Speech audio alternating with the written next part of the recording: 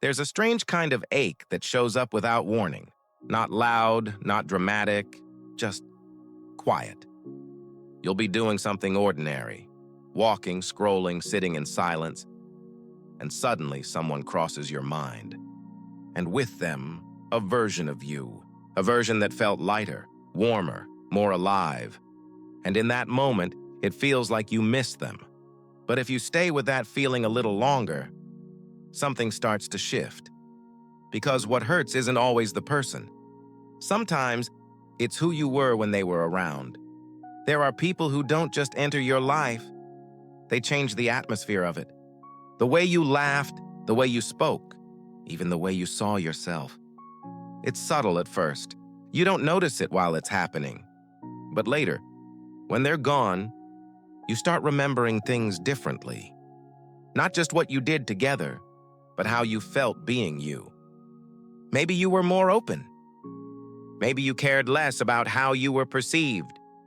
Maybe you felt chosen in a way that made you softer toward yourself. And now, without them, that version feels distant, almost like it belonged to another life. So when you say you miss them, what you might really be missing is access to that version of yourself. Because here's the uncomfortable part. Not every connection ends because it was perfect. Some end because something didn't work. Something wasn't aligned. Something wasn't enough. And yet, you still feel pulled back toward it. Not because it was right, but because it felt like you. There's a kind of identity that forms inside relationships, a quiet shaping. You become someone in response to someone else, and when they leave, that version doesn't always stay. It fades, slowly, until one day you realize you don't quite feel like yourself anymore. And that's where the confusion begins, because now you're not just grieving a person. You're grieving a version of you that only existed with them. And how do you move on from something like that? How do you let go when what you're losing doesn't even feel separate from who you are? So instead, you replay. Conversations, moments, small details that didn't seem important at the time. Because somewhere in those memories, there's proof of that version of you. Proof that you were once that open, that alive, that enough. But memory has a way of softening edges, of turning complexity into something simpler, kinder, easier to return to. And over time, you don't just remember them differently, you remember yourself differently too. More complete, more certain, more whole. And maybe that's why it's so hard to let go. Because it doesn't feel like you're walking away from them. It feels like you're walking away from yourself. But here's something we don't often consider. That version of you was never created by them.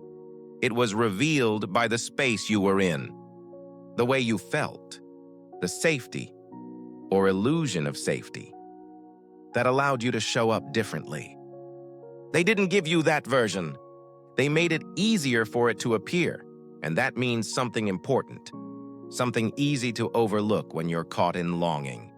It means that version of you is not gone, just harder to access right now. Because without them, you're left alone with yourself, without the mirror they once provided, without the reactions, the validation, the shared rhythm, and in that silence, you meet a different version of you. One that feels unfamiliar, maybe heavier, maybe more guarded.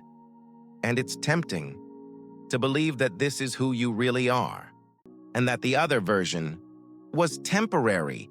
But what if it's the opposite? What if that version of you, the one you miss, is closer to who you actually are, and you're just not in the same conditions anymore? What if it wasn't them you needed, but the environment that allowed you to feel that way? Because people don't just change us, they highlight parts of us, bring certain qualities forward, and leave others in the background. And when they're gone, those qualities don't disappear. They just lose their trigger. So maybe the question isn't, why do I miss them so much? Maybe the question is, what part of me felt most alive back then? Was it your openness? Your curiosity? Your softness? Your ability to trust? Because whatever it was, that's the thing worth finding again. Not through them, but through yourself. And that's not easy, because it requires something different. It requires you to become that version without the external support that once made it effortless. To speak the same way, feel the same way, exist with the same kind of presence, without someone pulling it out of you.